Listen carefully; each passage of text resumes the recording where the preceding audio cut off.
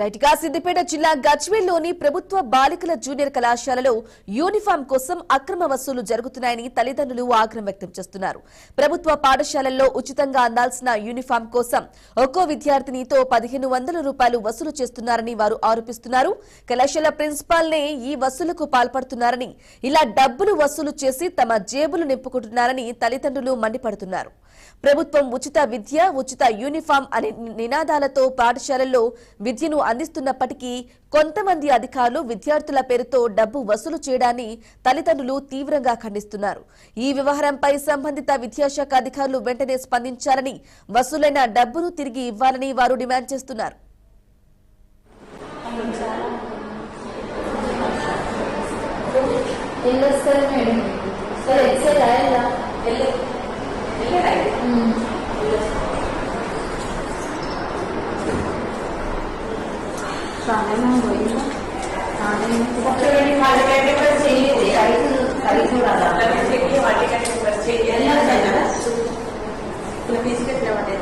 తీసిస్తారని result వస్తుంది కదా.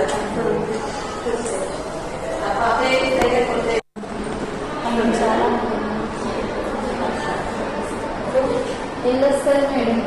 సరే ఎక్సెల్ రాయాలా?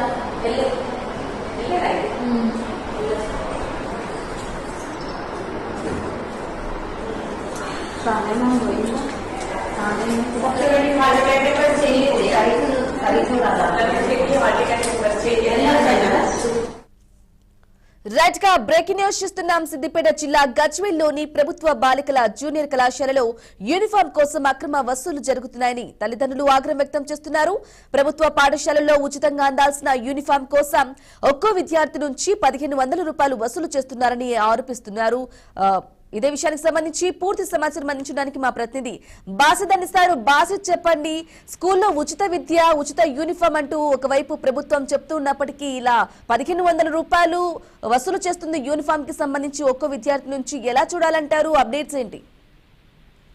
బ్రాహ్మణి, గజ్వేల్ ప్రభుత్వ జూనియర్ కళాశాలలో వసూల దందా మొదలైందని చెప్పుకోవచ్చు. సిద్దిపేట జిల్లా గజ్వేల్లోని ప్రభుత్వ బాలికల జూనియర్ కళాశాలలో యూనిఫామ్ కోసం అక్రమ వసూలు జరుగుతున్నాయని తల్లిదండ్రులు ఆగ్రహం వ్యక్తం చేస్తున్నారు. ప్రభుత్వ పాఠశాలలో ఉచితంగా అందాల్సిన యూనిఫామ్ కోసం ఒక్కో విద్యార్థినితో 1500 వసూలు చేస్తున్నారని వాళ్ళు ఆరోపిస్తున్నారు.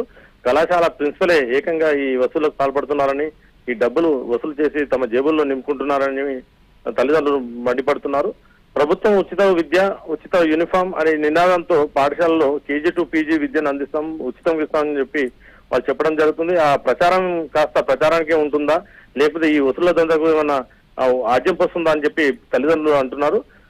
ఈ విద్యను అందిస్తున్నప్పటికీ కొంతమంది అధికారులు విద్యార్థుల పేరుతో డబ్బులు వసూలు చేయడాన్ని తల్లిదండ్రులు తీవ్రంగా ఖండిస్తున్నారు. ఈ వ్యవహారంపై సంబంధిత విద్యాశాఖ అధికారులు వెంటనే స్పందించాలని, వసూలైన డబ్బును తిరిగి ఇవ్వాలని వారు డిమాండ్ చేస్తున్నారు.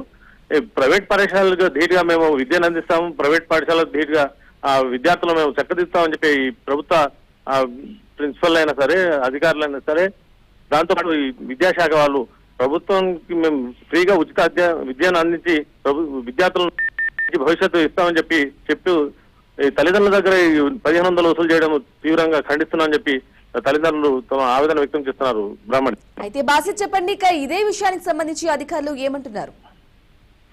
ప్రస్తుతం అయితే ఈ అధికారుల దృష్టికి ఇంకా వెళ్ళలేదు. ప్రస్తుతం మనం బీఆర్కే న్యూస్ లోనే ఎక్స్క్లూజివ్ గా ఈ ఐటమ్ ప్లే చేయడం జరుగుతుంది. ప్రస్తుతం అయితే దీని మీద విద్యాశాఖ ఎలాంటి చర్యలు తీసుకుంటుంది, లేకపోతే దీనికి సంబంధించిన అధికారులతో పాటు మంత్రి ఏ విధంగా స్పందిస్తారని చెప్పి వేచి చూడాల్సి ఉంది. బ్రాహ్మణి, అయితే బాసిద్, ఈ వీడియోకి సంబంధించి ఆ ప్రిన్సిపల్ ఎవరైతే అమౌంట్ ని కలెక్ట్ చేశారో 1500 రూపాయలు అమౌంట్ కలెక్ట్ చేసిన ప్రిన్సిపల్ స్పందించిందా? ఆమె మాట్లాడడం జరిగిందా? ఏమంటుంది?